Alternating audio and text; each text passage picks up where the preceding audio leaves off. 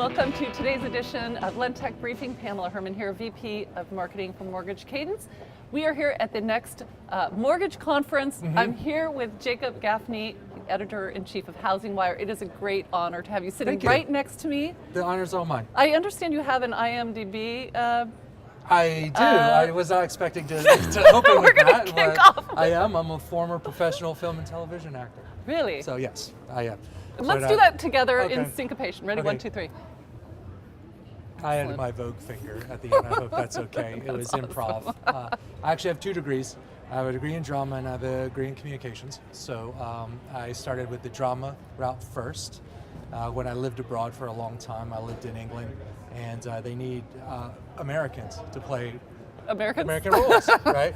So that's what I do. And my agent was called the American Agency, and every 3 or 4 months I get a royalty check for about $2 for my work. So yeah. What do you do? What do you do with that $2? I deposit it and just, I don't know. You watch the nest egg grow. It's gone like that. You try to save, you try to financially plan, and I wish I could say that I put it to greater use. I put some in Bitcoin, that's gone. Yeah, that's gone. I put some in subprime RMBS, that's gone, and it's gone. So it's good. And that's why you're an Editor-in-Chief of HousingWire. That is correct. For which we are. It's the one investment you can rely on. That's true.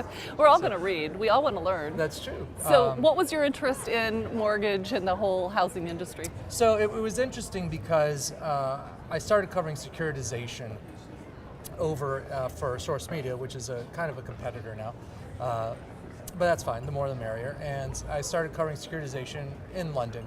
Securitization was a common tool for financing mortgages in Europe, and not as exciting as in America. But what happened was they didn't have mortgage servicing. And so when it collapsed there, it was a more mild of a collapse. And I found that as a journalist, wasn't able to adequately cover what was happening in the markets, and also generally wanted to look for a more expansive kind of publication. And at the time, there was this small little blog based out of Dallas, Fort Worth called HousingWire, and the former owner at this point knew that he was onto something. He knew he had something. He had a great blog, but he wanted to make it a professional news media organization. So being originally from New Orleans, Dallas is as close as a journalist can get to living to New Orleans, so I flew back. I brought my family back over. That was in 2009, and the rest is history. So wow. It was a bit of an uphill climb learning about it, and for a long time I was like, "What'd you do?" It was, you were questioning life. Well, and like trying to cover it for the industry, and you had all these things coming out, and things escalated very quickly. But the really great companies are still around. They thrived and survived. Those that behaved and performed responsibly, and I'm personally just driven by the idea that home ownership is the greatest path to building communities. And that's really what drives me at HousingWire, is I want to highlight the companies, the institution, the people who are passionate about building wealth, about building families, about giving people a home to live in. And if the longer that companies can continue to do that, the longer I will strive to make sure that they get their day in the sun. And it's not just the companies, it's the people, right? That's the most important thing. And a lot of the people in this industry who don't get any credit but do a lot of the heavy lifting are a lot of our women colleagues, which is why HousingWire was the first media sponsor to sign up to join us at the next conference, which is the Mortgage Tech Conference, featuring female executives in the industry. And we were very excited to be invited, and I know the founders, Jerry Yoshida, Molly Dowdy, been working with them for years. They're stellar individuals, and we're just, like I said, it's an honor to be a part of it. And for HousingWire to play a role in it is just very exciting. Well, for those 2 people out there that might not know HousingWire, We'll find you. Yeah, we'll find you on social media. What would you say to them about why they should get plugged into the community of content that you're providing? Well, for one, we're the only ones who do it correctly. I mean, I'm not giving away a secret sauce there, but there's a lot of the little things that people don't understand that go into content creation that seem a bit commonsensical, but they don't really get it. For one, there is a lot of problems with sort of other publications who claim an expertise when it's not there, or they have a different kind of approach. And as I tell sources, we hire journalists. We have people who have gone through journalism school. They have not bought, sold, invested, or closed a loan in their lives. So the only way they could figure out what that means is by listening. Right. So I've sat next to journalists who do all the talking, and I know this isn't a good example, but for the most time, I'm the one doing all the listening. Right. But furthermore, I tell the reporters, if it's not fun to write, it's not going to be fun to read. Right. And that's really what this industry needed, was someone who had the industry's back, who believed in mortgage finance as a path to home ownership, responsible mortgage finance, as a path to American home ownership, the American dream, all that, but also knew that in order to get the information out there, it needs to be enjoyable. And this, just like any kind of entertainment, right. It is entertainment. It is, and so that is what we've created, and we've kept our motto is moving markets forward, and we've always said, and I can let you know a little bit of a secret. Yeah.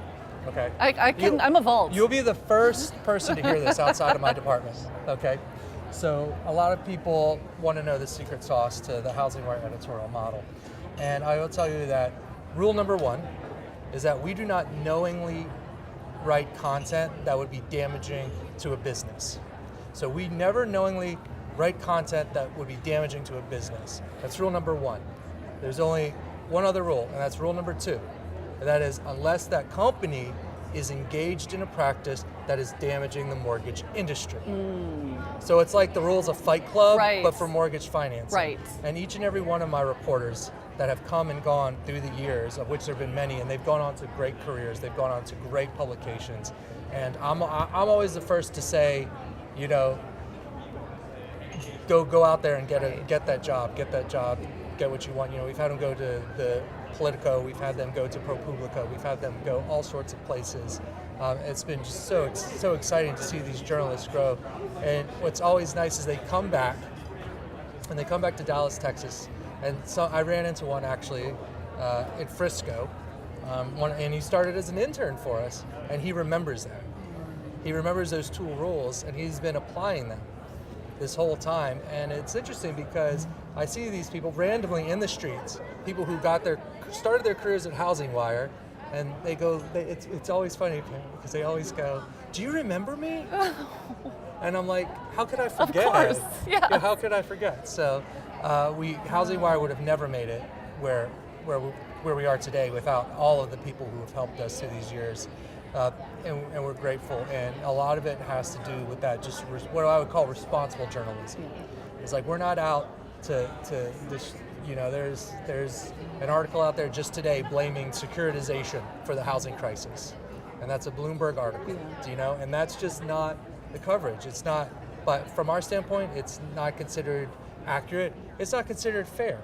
So that's kind of our entire HousingWire in a nutshell, and how we feel we differentiate ourselves in the content space. So what do you see for 2018 when you look at your editorial calendar? What are the hot topics that you guys have on your radar? Well, this next conference was a great start.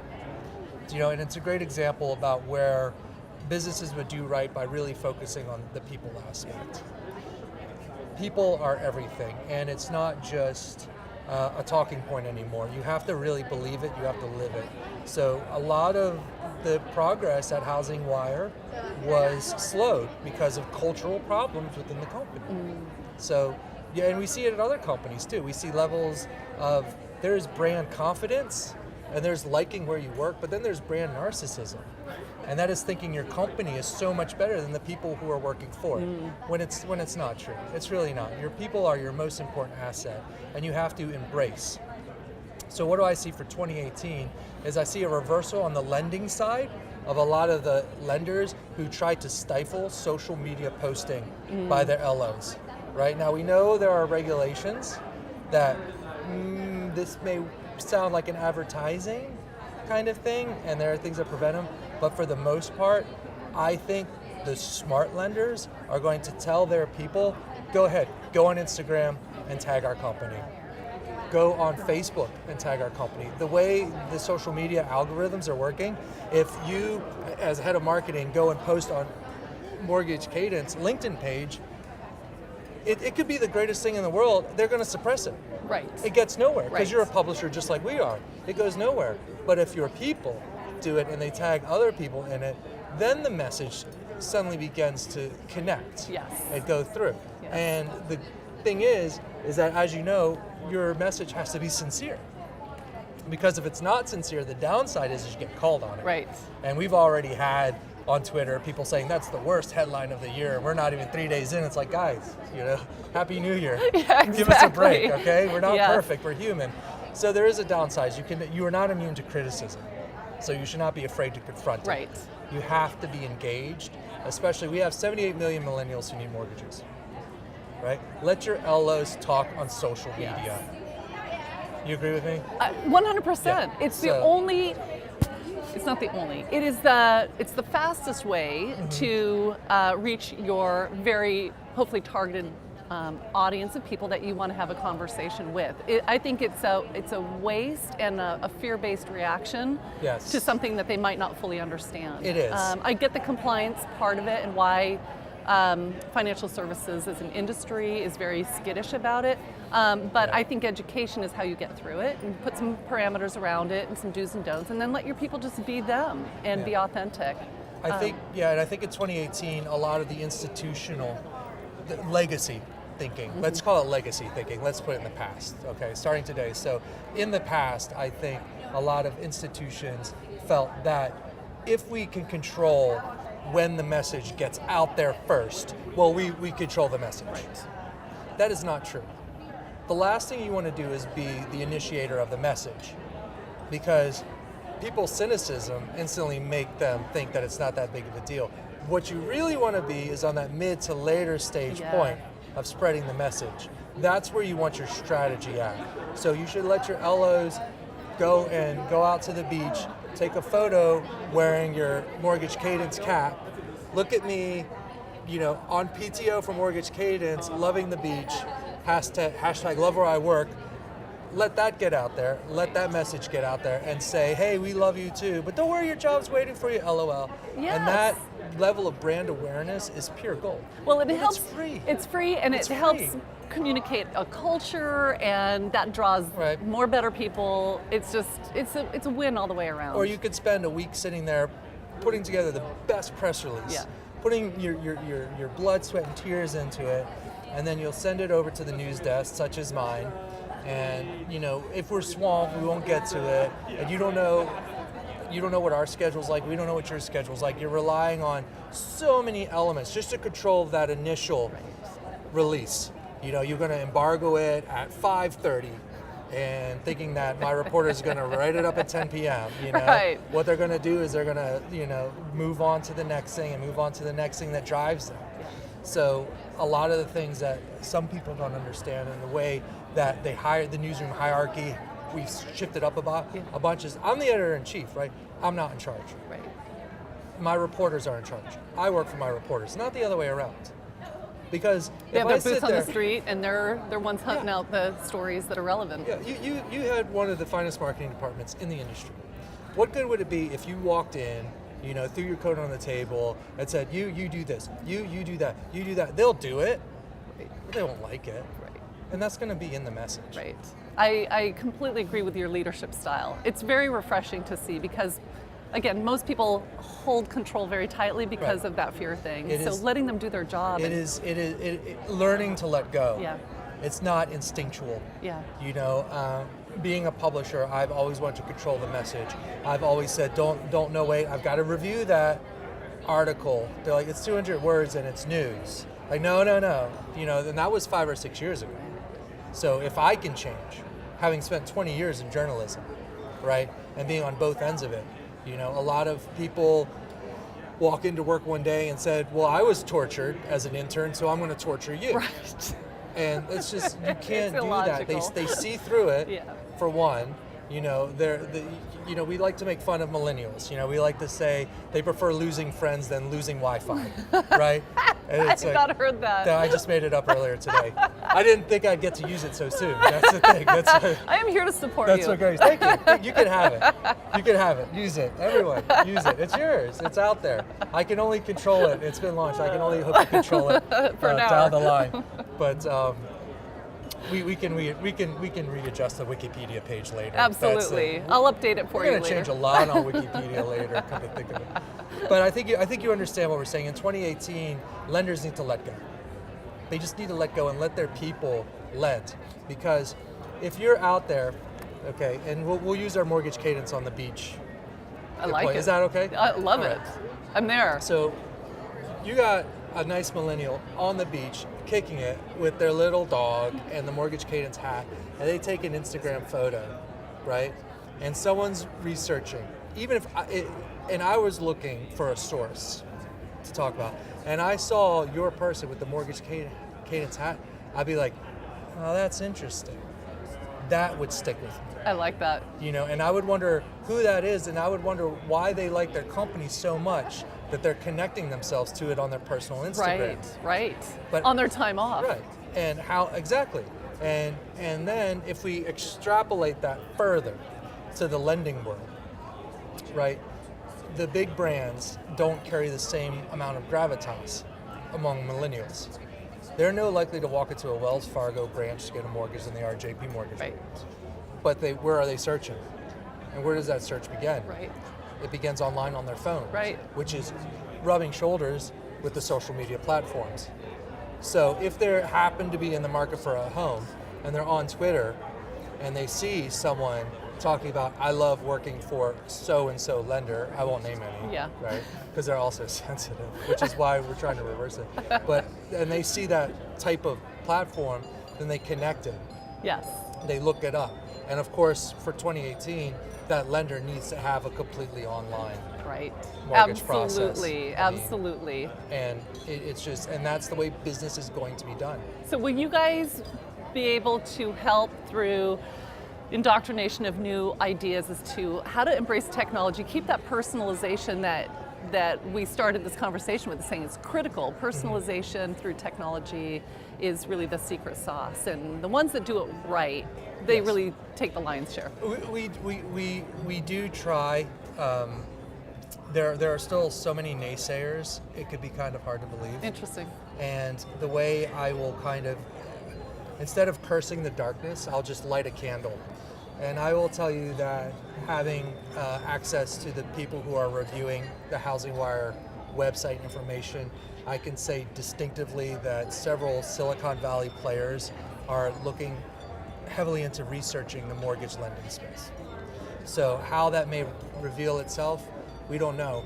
But why hasn't Silicon Valley launched a meaningful product in the mortgage lending space? I think I know why, but I will tell you, if there is an Apple Mortgage, that's going to be hard to compete with, Right. with millennials. Right. If there's a Google Mortgage, that's going to be hard to compete with. What has Silicon Valley not figured out? Well, Silicon Valley has not figured out that at its very base, mortgages are a person business. Mm-hmm. So we go back to like Apple, Google, Amazon, brands. They don't cross over to the people connection Right. yet. To the heart. Right. Yeah. And they're going to figure it out. And it's up to us to beat them at their own game before, Yes. which is increasing our brand awareness. And we can't do it through just the traditional forms of advertising. Well, it's on housingwire.com. But we can do it through sponsored content. You could do it through many ways, and through connecting with me editorially. I was speaking to someone over here, and he's like, he came over, he was talking to me, he reads this all the time, and he said, I can't believe you're so nice. I'm like, Is my persona I'm different? a really nice guy. He's like, well, I thought HousingWire was like this citadel that was kind of in you couldn't penetrate it and all that. I'm like, no, I want to have the conversation. I want to connect. And he just thought that we were like Yeah. some of the- Something very high up that was impenetrable. well, he's getting that media relationship from somewhere. Right. Right. And it's not what HousingWire does. We invite the conversation. We want to talk. We want to have the tough challenges. So I love it. we love it, and I think one of the challenges is also as we've seen, is recognizing women in our industry. Yes. We have to show that everybody needs to be connected. That's why you mentioned you mentioned the tech sector. We of course do. I'm going to do a plug now. Yeah, please. So okay, so we do have the HW Tech 100 Awards. Every year we honor the 100 top tech companies in the space, but we also have our Women of Influence Awards, of which a few are here today, and we've been doing that for several years. And we started that many years ago as an effort to kind of see that, like you mentioned, the indoctrination. I wouldn't go so far as to use that kind of language, indoctrination, but there does need to be recognition at one point. And we cannot lose the important part of the conversation, is that diversity within your company benefits your revenue goals. The more voices and the more different the faces, the better your company will be. And it's just something that people, they're not actively out there saying, oh, I need to do this, I need to do that. But on the other hand, they're not seeking diversity in the workforce. Or even seeing the world from seeing the world through a different view. Right. That diversity brings, whether it's a Scrum team or it's an organization leadership, Exactly. all across the board. And that's what your potential worker is looking at. Right. And again, if they don't feel that they can have a home, then they're not even going to apply. And how do they know if they'll have a home where they work? Is they're going to go on Instagram, they're going to go on Twitter, they're not going to go on Glassdoor, because I think HousingWire is not even that well rated. Because everyone who spends two months and doesn't enjoy their time, right, at a multi-million-dollar company, where are they going to go, right? So, and I have other people who come in and say, I read the Glassdoor reviews, but I didn't believe them. Yeah. Because we connect with people on social media, and then of course we have our own platforms as well through our emails to keep our own information going and flowing. And it's just been really exciting. I think what's going to happen even more in 2018 is that the industry is going to realize just how much it can impact the world to a greater good. And I think that's what I'm searching for, is that through those diversification efforts that we will see more outreach to middle to lower income communities.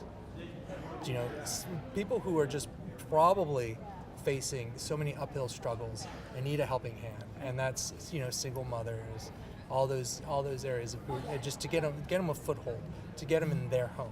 That's just what that's going to drive us in 2018 and beyond. Well, I love that as a vision and a mission and a purpose. So thank you so much for your amazing insights. Thank you. I wish we had an hour. Thank you for joining today's edition of LendTech Briefing. Join us next time, and for now, this video is a wrap.